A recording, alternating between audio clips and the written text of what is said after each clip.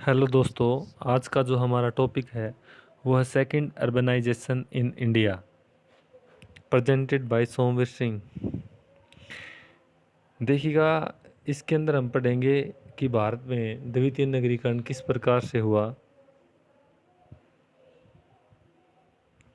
पहले ये मैंने मैप के द्वारा बताया गया है इसके अंदर अर्बनाइजेशन इन इंडिया कि भारत में किस प्रकार से नगरीकरण की शुरुआत हमें सबसे पहले देखने को मिलती है। इसमें आप देखिएगा कि सबसे पहले मैप में दिखाया गया है, सबसे पहले फर्स्ट अर्बनाइजेशन इंडिया के अंदर आता है और वो कौन सी नदियों के बीच आता है? सिंधु, सरस्वती व इनकी सहायक जो नदियां हैं, इन दो नदियों के बीच में फर्स्ट अर्बनाइजेशन होता है, पहला नगरीकरण होता है। ठीक है। इसके बाद इसका डिक्लाइन हो जाता है और उसके बाद जो सेकंड अर्बनाइजेशन है वो लगभग 600 बीसी 600 बीसी के आसपास मौर्य उत्तर काल में हमें देखने को मिलता है। और उसका स्थान कौन सा है? गंगा घाटी क्षेत्र। जो गंगा नदी घाटी का क्षेत्र होता है उस क्षेत्र में यह सेकंड अर्बनाइजेशन हमें देखने को मिलता है। सेकंड अर्बनाइजेशन चरम पर पहुंचता है मौर्य उत्तर काल में, गुप्त काल में पतन और दोबारा चरम पर फिर पहुंचता है। तुर्कों के आगमन के बाद यह प्रक्रिया निरंतर इसी प्रकार इसकी चलती रहती है। इसके बाद हम इसका इंट्रोडक्शन पढ़ेंगे। इस काल में शक्तिशाली राज्यों की स्थापना के साथ साथ नगरों के विकास की प्रक्रिया का प्रारंभ देखा जाता है। छठी शताब्दी ईसा पूर्व में शुरू होने वाले काल में भारतवर्ष में दूसरी बार नगरों का विकास हुआ। यह नगर इस दृष्टि से महत्वपूर्ण था कि लंबे समय तक नगरीय व्यवस्था रही। क्या होता है कि इस काल में शक्तिशाली राज्यों की स्थापना होती है और इसके साथ साथ जो ये नगरों के विकास की प्रक्रिया वो भी शुरू हो जाती है। यह महत्वपूर्ण इसलिए था क्योंकि यह नगरीकरण सबसे लंबे समय तक हमें देखने को मिलता है।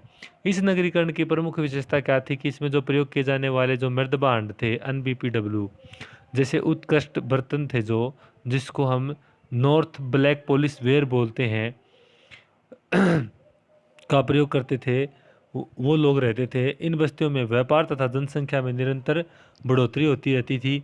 कौशाम्बी, उज्जैनी, वाराणसी राजगृह के चारों ओर किले बिंदी के प्रमाण हमें एक्सवेशन के दौरान यहाँ से मिले हैं। नगरीकरण की प्रक्रिया नगरीकरण की प्रक्रिया छठी शताब्दी ईसा पूर्व में शुरू हुई, जिसका प्रारंभ गंगा व उसकी सहायक नदियों के किनारे हुआ। इस क्षेत्र की नदियां संचार का माध्यम भी थी। आरंभ में नगर छोटे छोटे राज्य राजधानियां और अन्य राजनीतिक व्यापारिक गतिविधियों का केंद्र थे। शहरों की परिभाषा पाणिनि के आधार पर पतंजलि ने की। ग्राम और शहरों का वर्गीकरण का आधार व्यवसाय को बनाया। पतंजलि ने 4 प्रकार की व्यवस्थियों का जिक्र किया है। देखिएगा भाई कि जो गंगा नदी थी, गंगा नदी के आसपास ये नगर थे, पनपे थे और ये व्यापारिक केंद्र भी थे। और नगरों और ग्रामों का जो वर्गीकरण है वो महर्षि पाणिनि ने के अनुसार 4 प्रकार से किया गया है। वो किस प्रकार से किया गया है? पतंजलि ने 4 प्रकार की बस्तियों का जिक्र किया है: ग्राम, घोष, नगर और सभा। कृषक और 5 तरह के कामगार तथा ब्राह्मण जिस बस्ती में निवास करते थे उसे ग्राम की संज्ञा दी गई। जिन बस्तियों में लोग गाय भैंस आदि पालते थे उन्हें घोष कहते थे। जिन बस्तियों में भिन्न भिन्न कार कामगार शिल्पकार पृथक मोहल्लों में रहते थे उन्हें नगर की संज्ञा दी गई। देखिएगा भाई, जहाँ पर क्या था, जहाँ पर लोग 5 तरह के कामगार, किसान और ब्राह्मण रहते थे उसको ग्राम कहते थे। जहाँ पर पशु को रखने वाले लोग रहते थे उनको घोष कहते थे। और जहाँ पर कारीगर लोग रहते थे उसे नगर कहा जाता था। इसके बाद में बात करते हैं गंगा घाटी में विकसित हुए नगर। ये नगर विकसित हुए लेकिन हड़प्पाकालीन नगरों के समान योजनाबद्ध नहीं थे। ये जो नगर थे ये नगर विकसित तो होते हैं लेकिन जो हड़प्पाकालीन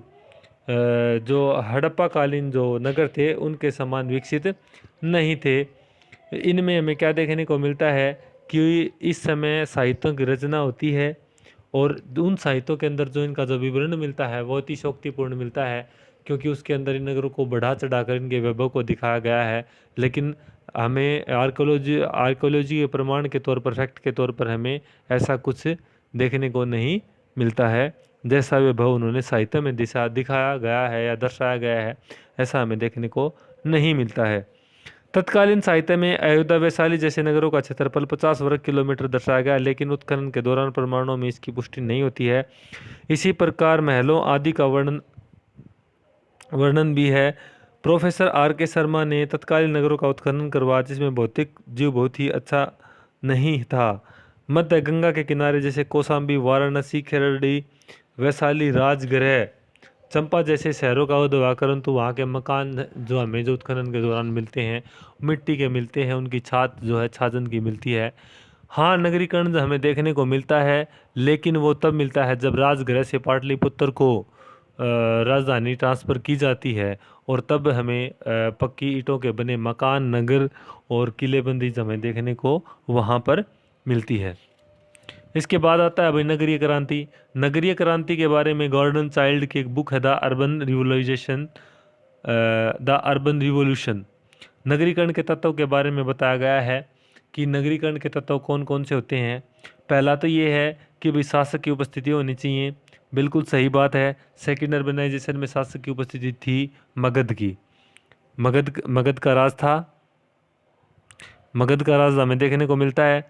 इसके बाद कहता है धार्मिक समूह की रचनाएं था भाई, उस समय बौद्ध और जैन धर्म हमें देखने को मिलते हैं। मुद्रा का प्रचलन भी था, आहत मुद्राएं उस समय चलती थी। आहत मुद्राएं कौन सी मुद्राएं होती थी? धातुओं के टुकड़े होते थे, उनके ऊपर ठप्पा मार के मार्क किया जाता था, जिनको आहत मुद्रा कहते थे। शिल्प व्यवसाय भी था भाई, पाली और जैन ग्रंथों में जिनकी चर्चा मिलती है। बंदरगाह भी हमें मिलते हैं भाई, वाणिज्य व्यापार के बंदरगाह, जैसे गुजरात का, पश्चिम बंगाल का बंदरगाह चर्चा में है। करारोपण भाई, कृषि के ऊपर कर भी लिया जाता था। गैर कृषि कार्य भी होते थे भाई, जैसे कि कोई लोहार है, कोई चर्मकार है, कोई सुनार है, अलग अलग काम करते थे। सैन्य व्यवस्था भी हमें उस समय देखने को मिलती है। बुद्ध काल आते आते भाई 6 नगरों का उद्भव हो जाता है: चंपा, राजगृह, वाराणसी, कौशाम्बी, श्रावस्ती और साकेत। अब देखिएगा भाई लोहे की भूमिका। सेकेंड अर्बनाइजेशन क्यों हुआ? क्योंकि उसका मुख्य रीजन ये था सेकेंड अर्बनाइजेशन का चरम सीमा पहुंचने का, लोहे की भूमिका। क्योंकि जब से लोहा आया, लोहे ने एक विश्व में क्रांति पैदा कर दी थी। लोहे के आने से क्या हुआ? लोहे के आने से कृषि कार्यों में लोहे का हल बनाया गया, जिससे गहरी जुताई हुई। गहरी जुताई हुई तो सरप्लस प्रोडक्शन, मतलब कि पहले कम उपज होती थी, अब डबल उपज होने लगी। डबल उपज होने लगी तो जब आज उसको ज़रूरत से ज़्यादा अनाज पैदा होने लगा, तो वो उसको व्यापार में यूज़ करने लगा। व्यापार में यूज़ किया करने लगा तो उसको आय में वृद्धि हुई। आय में वृद्धि हुई तो प्रशासनिक और सैनिक सेवाओं की भी ज़रूरतें होने लगी। लोहे के प्रयोग से और कार्य हुए भी, जैसे कि सेना को अच्छे हथियार बनाए गए। पहले जो कॉपर वगैरह, तांबे वगैरह आदि के भाले वगैरह बनाए जाते थे, जो इतने मजबूत नहीं होते थे। अब सैन्य के हथियार मजबूत बनाए गए। अब लोगों को रहने के लिए या जुताई के लिए ज़्यादा से ज़्यादा वनों की कटाई की गई, ज़्यादा से ज़्यादा ज़मीन उपजाऊ बनाई गई। कुल्हाड़ी, जखेड़ा, रोपड़, कौशाम्बी वनों की कटाई में साक्ष्य हमें वहाँ से मिले हैं। लोहे के प्रयोग ने भाई मानव के जीवन में एक क्रांति सी पैदा कर दी थी, यह कहना बिल्कुल भी गलत नहीं होगा। सरप्लस प्रोडक्शन से व्यापार और वाणिज्य को बढ़ावा मिला, राज्य की आय में वृद्धि हुई।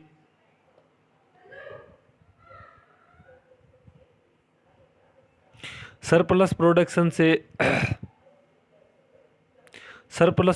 से व्यापार और वाणिज्य को बढ़ावा मिला, राज्य की आय में वृद्धि होने लगी। राज्य की आय में वृद्धि होने से प्रशासनिक सेवाएं मजबूत हुई, सैनिकों के लिए अच्छे व मजबूत हथियारों की पूर्ति होने लगी। दैनिक क्रियाओं का प्रयोग करने वाले हथियारों का प्रयोग शुरू कर दिया गया। कुल्हाड़ी द्वारा वनों को काटने लगे। ये भाई सभी की सभी चीज़ें किसके आने के कारण हुई? ये लोहे के आने के कारण क्रांति उत्पन्न होती है। लेकिन 1992 में डी के चक्रवर्ती क्या लिखते हैं द रोल ऑफ आयरन में, उन्होंने बताया कि सेकंड अर्बनाइजेशन के विकास में सिर्फ लोहे का योगदान कहना ठीक नहीं होगा, क्योंकि फर्स्ट जो अर्बनाइजेशन होता है हड़प्पा के समय में, उस समय लोहे का कोई भी योगदान नहीं था। लेकिन वहाँ पर जो अर्बनाइजेशन जो हमें देखने को मिलती है, वो सेकंड अर्बनाइजेशन से भी कहीं ना कहीं अच्छी सुनियोजित ढंग से बसाई गई अर्बनाइजेशन हमें वहाँ पर देखने को मिलती है। उन्होंने बताया कि सेकंड अर्बनाइजेशन केवल लोहे की भूमिका नहीं, अपितु लोहा प्लस में तकनीकी विकास क्योंकि राजनीतिक, सामाजिक और आर्थिक विकास के कारण सेकंड अर्बनाइजेशन अच्छे से विकसित हो पाया। कृषि, देखो भी कृषि को बढ़ावा हुआ था, मुद्रा का प्रचलन हो गया था, शिल्प व्यवसाय, व्यापार और वाणिज्य होने लगा। कृषि में सरप्लस प्रोडक्शन हुआ, लोहे की भूमिका और उन्नत तकनीकें। अब क्या होने लगा, पंचांग के द्वारा कृषि की जाने लगी, 12 महीने में दो दो फसलें ली जाने लगी। धान की रोपाई पद्धति के बारे में हमें पता चलता है। शतपथ ब्राह्मण ब्राह्मण जो ग्रंथ है उसके अंदर हमें धान की किस्म का पता चलता है, जिसमें 250 गुना उत्पादन का जिक्र किया गया है। इस प्रकार से अष्टदायी पाणिनि में भी वही समय समय पर उत्पादन के वृद्धि में प्रयोग लाने के बारे में बताया गया है। दोहरी फसल पद्धति के बारे में बताया गया। मुद्रा का प्रचलन हुआ भाई, शिल्प व्यवसाय हुआ, और इसके साथ साथ श्रेणियां बट गई। कोई चमड़े का काम करने लगा, कोई कुम्हार, कोई मटके बनाने का, कोई दरी बनाने का, कोई लोहा बनाने का। व्यापार वाणिज्य, व्यापार में बढ़ावा हुआ। 3-4 जो मुख्य नगर थे उन मुख्य नगरों से बाहर के क्षेत्रों में व्यापार किया जाने लगा, जिससे वहाँ से एक दूसरे जगह से चीज़ों का आदान प्रदान होने लगा, और मुद्रा के कारण यह आसान हुआ। निष्कर्ष रूप में से हमें कह सकते हैं कि सेकेंड अर्बनाइजेशन की शुरुआत 600 BC में हुई, और इसके विकास से प्रमुख योगदान लोहे को दिया गया है। यह कहना बिल्कुल ही उचित नहीं है, क्योंकि इससे पहले प्रथम नगरीकरण हड़प्पा मोहनजोदड़ो नामक प्रमुख नगरों के प्रमाण हमें मिलते हैं, जो काफ़ी सुनियोजित ढंग से बसाए गए थे, जिनके निर्माण में पक्की ईंटों का प्रयोग और उनकी अच्छी अर्थव्यवस्था और विदेशी व्यापार हमें देखने को मिलता है। इस प्रकार से सेकेंड अर्बनाइजेशन हमने भी समराइज किया है, कुछ ज़्यादा नहीं था। इसके अंदर सबसे पहले तो यही बताया गया है, पहले हड़प्पा का अर्बनाइजेशन कैसे हुआ, उसके बाद सेकेंड हड़प्पा अर्बनाइजेशन का डिक्लाइन हो जाता है, सेकेंड अर्बनाइजेशन की शुरुआत हो जाती है। बड़े बड़े कौशाम्बी, चंपा जैसे नगरों का विकास होता है, ये केंद्र बनते हैं, सत्ता का केंद्र बनते हैं, लेकिन ये नगरी के रूप में विकसित नहीं हो पाते हैं। लेकिन बाद में विकसित कब होते हैं, जब राजगिरी से पाटलिपुत्र में राजधानी का ट्रांसफ़र होता है, बाद में लोहा आ जाता है, लोहा से क्रांति पैदा होती है। कृषि कार्य हो, सैन्य कार्य हो, आदि कार्य हो, वन्यों की कटाई के लिए लोहे के प्रयोग ने क्रांति पैदा कर देता है, और इस प्रकार से सेकंड अर्बनाइजेशन की शुरुआत हमें पिक पॉइंट पर पहुंच जाती है। और इन सभी कारणों से सरप्लस प्रोडक्शन हुआ, लोगों को अनाज बेचना पड़ा तो उसके लिए सिक्योरिटी की ज़रूरत पड़ी, सिक्योरिटी की ज़रूरत के लिए सैन्य की व्यवस्थाएं ज़्यादा बढ़ी, राजकीय कोष बढ़ा, राजा की व्यवस्था मजबूत हुई, सैन्य को बढ़ाना पड़ा, और इस प्रकार पूरा का पूरा जो रिसाइकिल है वो अच्छे प्रकार से मजबूत हमें देखने को मिलता है। और सेकंड अर्बनाइजेशन का जो टाइम पीरियड है वो सबसे लंबा टाइम पीरियड हमें अर्बनाइजेशन के तौर पर हमें देखने को मिलता है। इसका PDF आप डिस्क्रिप्शन से ले सकते हैं। Thank you.